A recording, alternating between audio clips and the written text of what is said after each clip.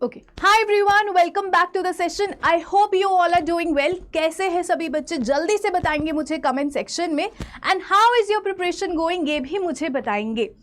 Tension नहीं लेनी है अगर आपने अभी तक प्रिपरेशन स्टार्ट नहीं करी है, क्योंकि मैं आपको देने वाली हूँ एक hack to learn and do chemistry and crack your exam in last 15 days. देखो बेटा, आपका 21 फेब को क्या है, फिजिक्स का पेपर है, और 27 फेब को क्या है, केमिस्ट्री का पेपर है। तो ऑब्वियस ही बात है 15 फेब के बाद तो आप फिजिक्स ही पढ़ेंगे, उसके बाद आप केमिस्ट्री पढ़ना स्टार्ट करेंगे। लेकिन अगर उसके बाद केमिस्ट्री पढ़ेंगे तो बहुत ही कम डेज रह जाएंगे। तो आपको फिजिक्स की प्रिपरेशन से पहले थोड़ी बहुत केमिस्ट्री की प्रिपरेशन करनी पड़ेगी, बेस को स्ट्रांग बनाना पड़ेगा। तो अगर हम बात करें 1 फेब से अगर आप प्रिपरेशन स्टार्ट भी करते हैं तो 1 फेब से लेकर 15 फेब तक का क्या प्लानर होना चाहिए, सो दैट आप केमिस्ट्री का अच्छा बेस बना ले और जब आपका पेपर हो तो उसमें रिवीजन करने में आपको बिल्कुल भी डर ना लगे और आप बहुत ज़्यादा कॉन्फिडेंट फील करेंगे। ठीक है, तो कैसे करनी है अपनी रिवीजन, यही हैक मैं आपको देने वाली हूँ आज। आप क्या खरीद ले, एक एग्जाम आइडिया करके बुक आती है, वो खरीद लीजिए। वो बहुत ही प्यारी बुक है, उसमें आपको सारे क्वेश्चंस एनसीईआरटी के इंटेक्स हो, एक्सरसाइज हो, वेरी शॉर्ट हो, लॉन्ग हो, केस स्टडीज हो, बहुत सारे क्वेश्चंस आपको सॉल्व्ड मिल जाएंगे। हाई ऑर्डर थिंकिंग क्वेश्चंस भी आपको मिल जाएंगे और उसके अंदर आपको मॉक टेस्ट भी मिलेंगे। उसके अंदर बहुत अच्छी थ्योरी दी हुई है। तो अगर आप एनसीईआरटी नहीं पढ़ सकते, एनसीईआरटी का पढ़ने का टाइम नहीं है, तो जो थ्योरी, जो समरी उसके अंदर दी हुई है उसे आप पढ़ सकते हैं।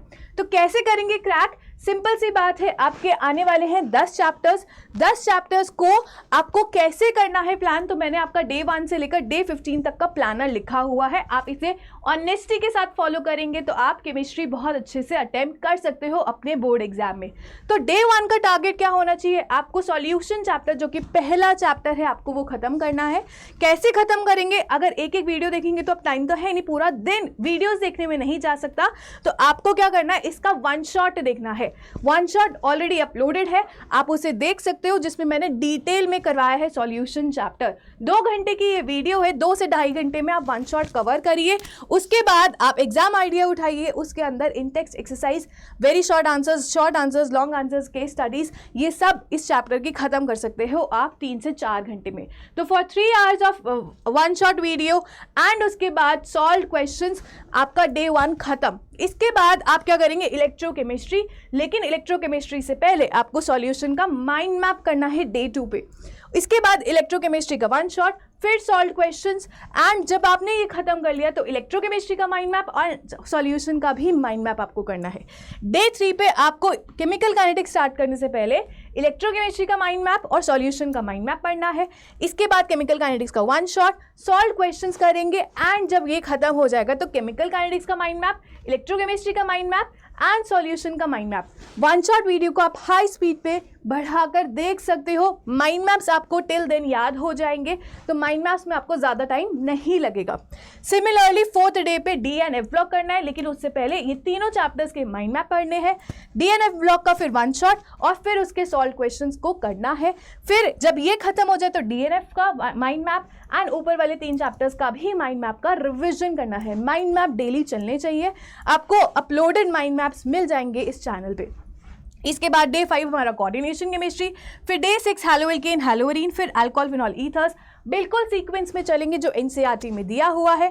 इसके बाद एल्डिहाइड, कीटोन्स, कार्बोक्सिलिक एसिड, इसके बाद अमीन्स, और डे 10 तक हमारा बायोमोलिक्यूल्स खत्म करके हम एनसीईआरटी को कंप्लीट कर लेंगे। हम सारे चैप्टर्स को कंप्लीट कर लेंगे 1 shot videos and solve questions करके। तो एक बार तो हमारा सिलेबस हो गया। इसके बाद डे 11 पे आपको करना है 2 या 2 से ज़्यादा मॉक टेस्ट जो कि ऑलरेडी सॉल्व हो। तो सॉल्व्ड मॉक टेस्ट उठाइए, उसको रीड करना स्टार्ट कर दीजिए। आपको आइडिया लग जाएगा कि कैसे क्वेश्चंस पूछे जाते हैं and you will feel confident because आप सारे चैप्टर्स एक बार गो थ्रू कर चुके हैं। इसके बाद डे 12 पे फिर से आप 2 या 2 से ज़्यादा मॉक टेस्ट कर सकते हैं, डिपेंडिंग अपॉन आप कितना टाइम दे पाते हैं। इसके बाद डे 13 पे 2 सैम्पल पेपर आप खुद से सॉल्व करेंगे और फिर उसको मैच करेंगे जो उसका सॉल्यूशन है। डे 14 पे फिर से आप क्या करेंगे, एक मॉक टेस्ट सॉल्व करेंगे और 2 रिवाइज्ड मॉक टेस्ट, बेसिकली जो आपने मिस्टेक्स करी थी उनका रिविजन करेंगे। एंड हो सकता है तो एक खुद से सॉल्व करिए और एक जो सॉल्व है उसे देखिए। डे 15 पे जो भी आपने यहाँ पे रिविजन बेसिकली करा है आप उसका रिविजन करेंगे और जो क्वेश्चंस आपको बहुत इंपॉर्टेंट लगते हैं उन पे मार्क लगाते जाइए। जैसे फॉर एग्जांपल इस चैप्टर्स में कोई भी क्वेश्चंस आपको ऐसा लगता है कि वाओ ये क्वेश्चन में बहुत एक्स्ट्रा ऑर्डिनरी एफर्ट लगा है, एक्स्ट्रा ऑर्डिनरी कंसेप्ट है, तो उन पे मार्क लगाते चाहिए। और डे 15 पे सारे चैप्टर्स का रिविजन करके और किताब बंद करके उसके बाद फिजिक्स की प्रिपरेशन स्टार्ट कर सकते हैं। फिजिक्स के टेस्ट के बाद ही आप केमिस्ट्री के 5 दिन में कैसे करेंगे अपनी रेस्ट ऑफ द रिविजन, वो मैं आपको बताने वाली हूँ नेक्स्ट वीडियो में। तो ये था आपका 15 डेज का hack to crack your exam. मिलेंगे ऐसे ही और वीडियो में। Till then thank you so much for watching and wishing you all the best for your preparation.